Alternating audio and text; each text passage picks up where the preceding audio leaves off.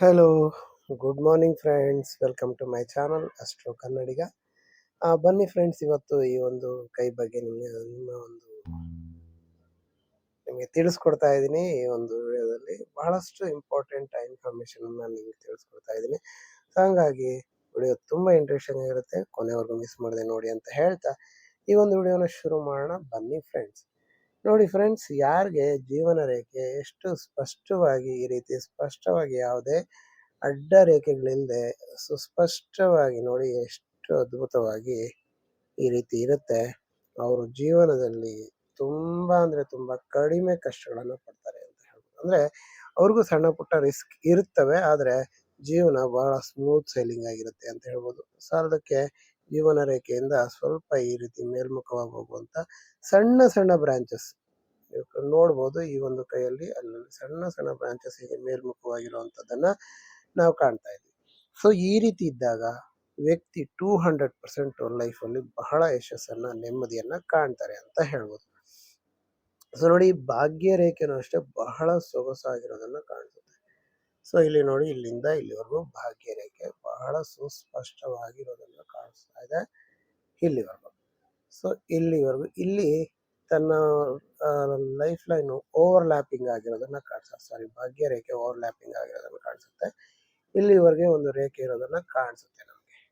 ನೋಡಿ, ಇನ್ನೊಂದ್ಸಾರಿ ಬರೀತೀನಿ. ಇಲ್ಲಿಂದ ಇಲ್ಲಿವರೆಗೂ ಒಂದು ರೇಖೆ ಇದೆ, ಆಮೇಲೆ ಇಲ್ಲಿಂದ ಒಂದು ರೇಖೆ ಹೀಗೋಗಿರೋದನ್ನ ಕಾಣ್ಬೋದು, ಮತ್ತೆ ಇಲ್ಲಿಂದ ಈಗೊಂದು ಓವರ್ಲ್ಯಾಪ್ ಆಗಿರುವಂಥದ್ದನ್ನ ಕಾಣಿಸುತ್ತೆ. ಸೊ ಅಂದ್ರೆ ಇವರ ಲೈಫಲ್ಲಿ ಸರಿಸುಮಾರು 3 ಬಾರಿ ತಮ್ಮ ಉದ್ಯೋಗವನ್ನ ಬದಲಾಯಿಸುವಂತ ಸಾಧ್ಯತೆಗಳು ಅಥವಾ ಉದ್ಯೋಗದಲ್ಲಿ ಮೇಜರ್ ಚೇಂಜ್ ಅನ್ನ ತರುವಂತ ಸಾಧ್ಯತೆಗಳು ಇದೆ ಅಂತ ಹೇಳ್ಬೋದು. ನೋಡಿ, ಇಲ್ಲೊಂದು, ಇಲ್ಲಿಂದ ಇಲ್ಲೊಂದು. ಸೊ ನೆಕ್ಸ್ಟ್ ಇದು ಕಂಟಿನ್ಯೂಟಿ ಇರೋದನ್ನ ಕಾಣಿಸುತ್ತೆ ಈ ತರ. ಸರಿ ಸುಮಾರು ಒಂದು 47 48ರಲ್ಲಿ, ಸೊ ಇಲ್ಲಿ 35ರಲ್ಲಿ ಒಂದು ಬಾರಿ, 46ರಿಂದ 47 48ರ ಆಸ್ಪಾಸಲ್ಲಿ ಒಂದು ಸಾರಿ ಇವರ ಲೈಫಲ್ಲಿ, ಇವರ ಒಂದು ವೃತ್ತಿನಲ್ಲಿ ಬಹಳ ದೊಡ್ಡ ಮಟ್ಟದ ಚೇಂಜಸ್ ಕಾಣಿಸುತ್ತೆ ಅಂತ ಹೇಳ್ಬೋದು. ಫಾರ್ ಎಕ್ಸಾಂಪಲ್ ನೋಡಿ, ಇಲ್ಲಿ ಒಂದು ಅಡ್ಡ ರೇಖೆಗಳಿರೋದಾಗ್ಲಿ, ಅಲ್ಲಿಂದ ಇಲ್ಲಿಂದ ಓವರ್ಲ್ಯಾಪಿಂಗ್ ಶುರುವಾಗಿರೋದಾಗ್ಲಿ ಆಗಿರ್ಬೋದು, ಅದು ಎಷ್ಟು ಕ್ವಾಲಿಟಿ ಇರುತ್ತೆ ಅದರ ಮೇಲೆ ಡಿಪೆಂಡ್ ಆಗುತ್ತೆ. ನೋಡಿ, ಇದು ಅಷ್ಟು ಕ್ವಾಲಿಟಿ ಇಲ್ಲ. ಸೊ ಇಲ್ಲಿ ಒಂದು ಲೈನ್ ಇದೆ, ಇಲ್ಲಿಂದ ಒಂದು ರೇಖೆ ಸ್ಟಾರ್ಟ್ ಆಗಿದೆ, ಅಷ್ಟು ಕ್ವಾಲಿಟಿ ಇಲ್ಲ.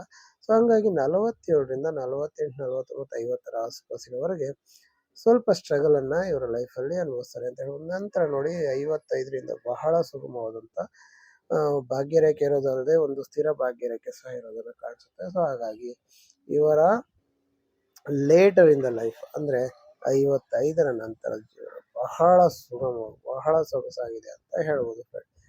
ಮತ್ತೆ ನೋಡಿ, ಯಾರಿಗೆ ಆ ಒಂದು ಎಸ್ ನೋಡಿ, ಈ ರೀತಿ ಒಂದು ಸ್ಟಾರ್ ಮಾರ್ಕ್ ಇರೋದನ್ನ ಕಾಣಿಸುತ್ತೆ.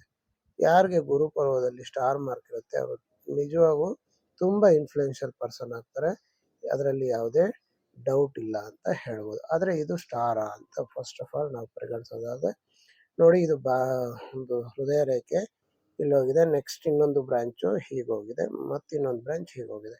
ಇದನ್ನ ಟ್ರೈಡೆಂಟ್ ಅಂತ ಕರೀತಾರೆ. ಇದು ಸಹ ತುಂಬಾ ಭಾಗ್ಯದಾಯಕ ಚಿಹ್ನೆ ಅಂತ ಹೇಳ್ಬೋದು. ಆದ್ರೆ ಇಲ್ಲಿಂದ ಒಂದು ರೇಖೆ ನೋಡಿ, ಹೀಗೊಂದು ರೇಖೆ ಮತ್ತೆ ಹೀಗೊಂದು ರೇಖೆ ಇರೋದನ್ನ ಕಾಣಿಸುತ್ತೆ. ಸೊ ಹಾಗಾಗಿ ಇದನ್ನ ಸ್ಟಾರ್ ಅಂತ ಪರಿಗಣಿಸೋದಕ್ಕೆ ಸಾಧ್ಯ ಇಲ್ಲ. ಸ್ಟಾರ್ ಅಂತ ಪರಿಗಣಿಸೋದಕ್ಕೆ ಕನಿಷ್ಠ ಮೂರು ಒಂದು ಮಿಡಲ್ ಅಲ್ಲಿ ಇಂಟರ್ಸೆಕ್ಟ್ ಆಗಿರ್ಬೇಕಾಗುತ್ತೆ. ಹಾಗಾಗಿ ಇದು ಸ್ಟಾರ್ ಅಂತ ಕರೆಯೋದಕ್ಕೆ ಸಾಧ್ಯ ಇಲ್ಲ. ಸೊ ಹಾಗಾಗಿ ಎನಿಹೌ ಈ ಒಂದು ಪರ್ವ ತುಂಬಾ ಎತ್ತರವಾಗಿರೋದ್ರಿಂದ ಇವರು ತುಂಬಾ ಇನ್ಫ್ಲೂಯೆನ್ಷಿಯಲ್ ವ್ಯಕ್ತಿ ಲೈಫಲ್ಲಿ ಆಗ್ತಾರೆ ಅಂತ ಹೇಳ್ಬೋದು. ಇವ್ರಿಗೆ ಎಲ್ಲಿ ಹೋದ್ರೂ ಸರಿಯಾದಂತ ಗೌರವ ಸಿಗುತ್ತೆ ಅಂತ ಹೇಳ್ಬೋದು. ಇನ್ನ ನೋಡಿ, ಈ ಒಂದು ಸೂರ್ಯ ರೇಖೆ ಯಶಸ್ಸಿನ ಒಂದು ಮಟ್ಟವನ್ನ ಈ ರೇಖೆ ಸೂಚಿಸುತ್ತೆ ಅಂತ ಹೇಳ್ಬೋದು. ನೋಡಿ, ಹೀಗಿಂದ ಇಲ್ಲೊಂದು ರೇಖೆ ಇದೆ, ಹೀಗೆ ಒಂದು ಬ್ರೇಕ್, ಮತ್ತೆ ಹೀಗೆ ಒಂದು. ಸೊ ನೋಡಿ, ಈ ತರ ಬ್ರೇಕ್ ಆಗಿರೋದ್ರಿಂದ ಇವ್ರಿಗೆ ಬಹಳಷ್ಟು ವಿಚಾರದಲ್ಲಿ ತುಂಬಾ ಆಸಕ್ತಿ ಇರುತ್ತೆ, ಬಟ್ ಯಾವುದರಲ್ಲೂ ಪರಿಪೂರ್ಣತೆ ಇರೋದಿಲ್ಲ. ಸೊ ಹೀಗಾಗಿ ಅವರ ಲೈಫಲ್ಲಿ ಬಹಳಷ್ಟು ಸ್ಟ್ರಗಲ್ ಅನ್ನ ಕೆಲವು ವಿಚಾರಗಳಲ್ಲಿ, ಸ್ಪೆಷಲಿ ನಾನು ಯಾವುದು ತನ್ನ ಒಂದು ಮ್ಯಾಟರ್ ಆಫ್ ಇಂಟ್ರೆಸ್ಟ್ ಯಾವುದು ಅನ್ನೋದ್ರ ಬಗ್ಗೆ ತುಂಬಾ ಕನ್ಫ್ಯೂಷನ್ಸ್ ಇವ್ರಿಗೆ ಇರುತ್ತೆ ಅಂತ ಹೇಳ್ಬೋದು. ಸೊ ಇವರು ಸ್ವಲ್ಪ ಎಚ್ಚರಿಕೆಯನ್ನ ವಹಿಸ್ಬೇಕು ಆ ವಿಚಾರದಲ್ಲಿ. ಮತ್ತೆ ಇನ್ನು ಬುಧ ಪರ್ವ ನೋಡಿ, ಬಹಳ ಸೊಗಸಾಗಿದೆ, ಎತ್ತರವಾಗಿದೆ, ಹಾಗೂ ಒಂದು ವರ್ಟಿಕಲ್ ಲೈನ್ ಇರೋದನ್ನ ಕಾಣಿಸುತ್ತೆ. ಈ ತರ ಇದ್ದಾಗ ವ್ಯಕ್ತಿ ಬಿಸ್ನೆಸ್ ಅಲ್ಲಿ ಮತ್ತು ಮಾತುಗಾರಿಕೆ ಕೌಶಲ್ಯದಲ್ಲಿ ಬಹಳ ಅಗಾಧವಾದಂತ ಯಶಸ್ಸನ್ನ ಗಳಿಸ್ತಾರೆ ಇವರು ಅಂತ ಹೇಳ್ಬೋದು. ನೋಡಿ ಇಲ್ಲಿ ಗುರು ಬೆರಳು ಎತ್ತರ ಇದೆ, ಸೂರ್ಯ ಬೆರಳಿಗಿಂತ ಸ್ವಲ್ಪ ಸ್ವಲ್ಪ ನಾನು ಅನ್ನುವಂತ ಒಂದು ಅಹಂ ಇರುತ್ತೆ ಅವರಿಗೆ ಅಂತ ಹೇಳ್ಬೋದು. ಅಂದ್ರೆ ಇವರ ಆತ್ಮಗೌರವಕ್ಕೆ ಸ್ವಲ್ಪನೂ ಸಹ ಕುಂದುಂಟಾದ್ರೂ ಅಲ್ಲಿ ಇರೋ ಒಂದು ಕ್ಷಣ ಸಹ ಇರೋದಿಲ್ಲ ಅಂತ ಹೇಳ್ಬೋದು. ಮತ್ತೆ ಬೆರಳುಗಳು ನೋಡಿ ಬಿಗಿನಿಂಗ್ ಅಲ್ಲಿ ಸ್ವಲ್ಪ ಬ್ರಾಡ್ ಆಗಿದೆ, ಹೋಗ್ತಾ ಹೋಗ್ತಾ ಕೋನಿಕ್ ಆಗಿರೋದನ್ನ ಕಾಣಿಸುತ್ತೆ. ನೋಡಿ ಈ ರೀತಿ ಇದ್ದಾಗ ವ್ಯಕ್ತಿ ತುಂಬಾ ಕ್ರಿಯಾಶೀಲತೆ, ತುಂಬಾ ಒಂದು ಏನು ಭಾವನಾತ್ಮಕ ವ್ಯಕ್ತಿ ಅಂತ ಹೇಳ್ಬೋದು. ಸೊ ಹೀಗಿದ್ದಾಗ ವ್ಯಕ್ತಿ ತುಂಬ ಒಂದು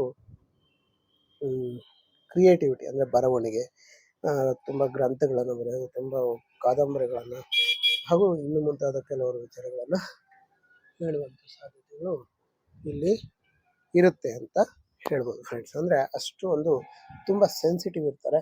ತುಂಬ ಒಂದು ಬರವಣಿಗೆನಲ್ಲಿ ಇವರ ಬರವಣಿಗೆ ತುಂಬ ಶಾರ್ಪ್, ಮತ್ತು ಇವರು ತುಂಬ ಕಲ್ಪನಾಶೀಲತೆಯಿಂದ ಕೂಡಿರ್ತಾರೆ. ಯಾವಾಗೂ ಡೇ ಡ್ರೀಮಿಂಗ್ ಮಾಡುವಂಥ ವ್ಯಕ್ತಿತ್ವ, ಡೇ ಡ್ರೀಮಿಂಗ್ ಮಾಡುವಂಥ ಸಾಧ್ಯತೆ ಇರುತ್ತೆ. ಆದರೆ ಈ ಒಂದು ಹಸ್ತವನ್ನು ನಾವು ನೋಡಿದಾಗ ನೋಡಿ, ಇದು ಆಲ್ಮೋಸ್ಟ್ ಸ್ಕ್ವೇರಿಶ್ ಆಗಿರೋದ್ರಿಂದ ಇವರು ಹಾರ್ಡ್ ವರ್ಕ್ ಮಾಡ್ತಾರೆ ಅಂತ ಹೇಳ್ಬೋದು.